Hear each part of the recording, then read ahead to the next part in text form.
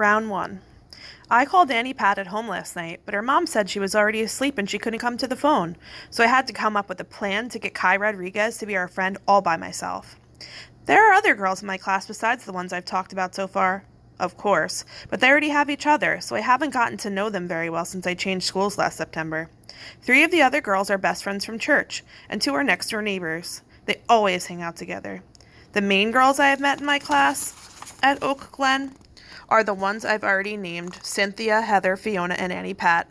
And this morning, before school starts, I'm going to meet Cry. Like I said before, I actually used to be friends with Cynthia Harbison when I first started going to school at Oak Glen. In fact, I really hoped for a couple of weeks that Cynthia would be my new best friend, but something happened.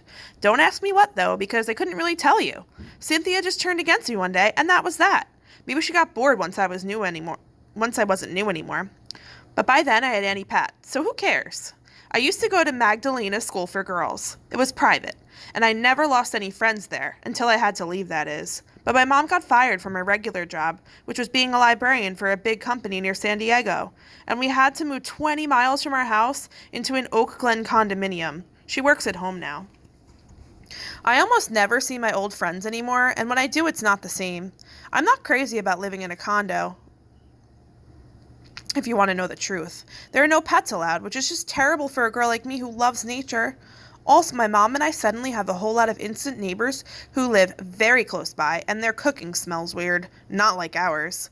Also, you can hear scraps of other people's conversations, TV shows, singing, and sometimes even fighting. Even when you're just walking around outside, minding your own business. Even when you put your hands over your ears and sing, la la la. You're supposed to be perfectly quiet, though, especially if you're a kid.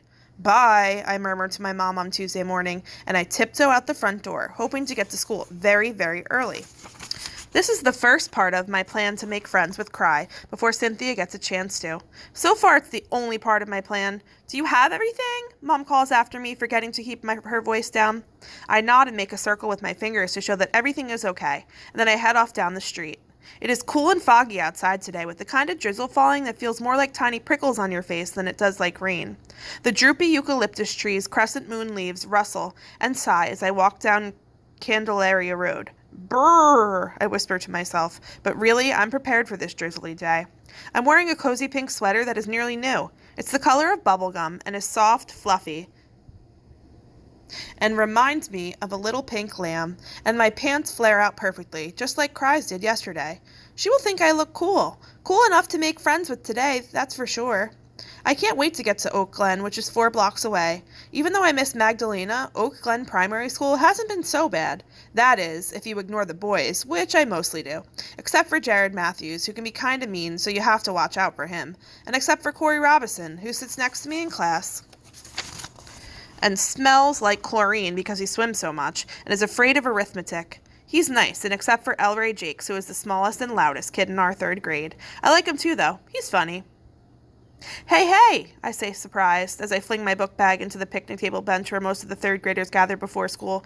Hey, yourself, Cynthia Harbison says, because she's sitting there all alone in the foggy gloom right on the picnic table so she can have a good view of who's coming, I guess. What are you doing here so early? She asks, scowling with suspicion. Waiting for Cry Rodriguez to show up? Maybe, maybe not, I say, shrugging. Why do you care anyway? Unless you're waiting for her too, and that's why you got here so early? Cynthia is usually the last person to get to school, and it's part of what makes her famous. Cynthia shrugs, not answering either of my questions. She takes off her headband, flips her short, straight hair forward and then back into a businesslike way, and then scrapes her headband over so hard that little comb stripes show in her hair just above her forehead. She looks as if she's ready for anything.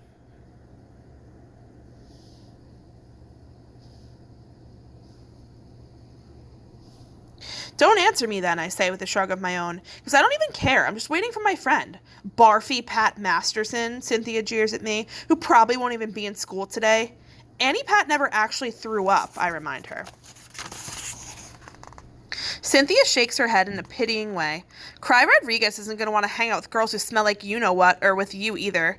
Why are you being so mean to me, I ask her. Mrs. Sanchez says all us girls should try to be friends. She says she's tired of all the squabbling.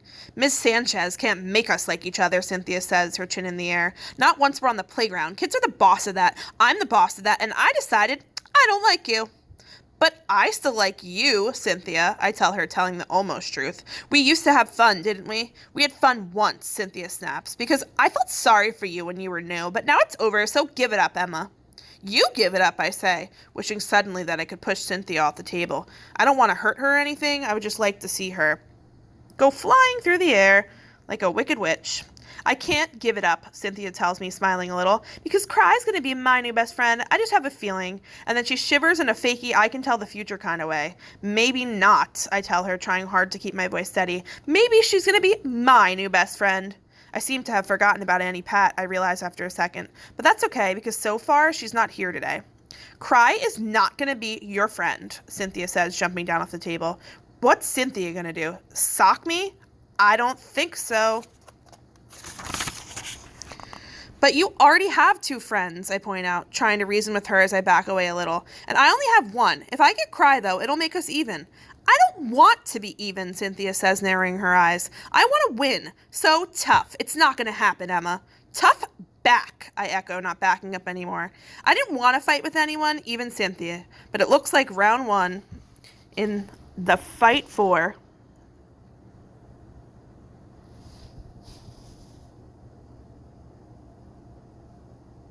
Cry Rodriguez.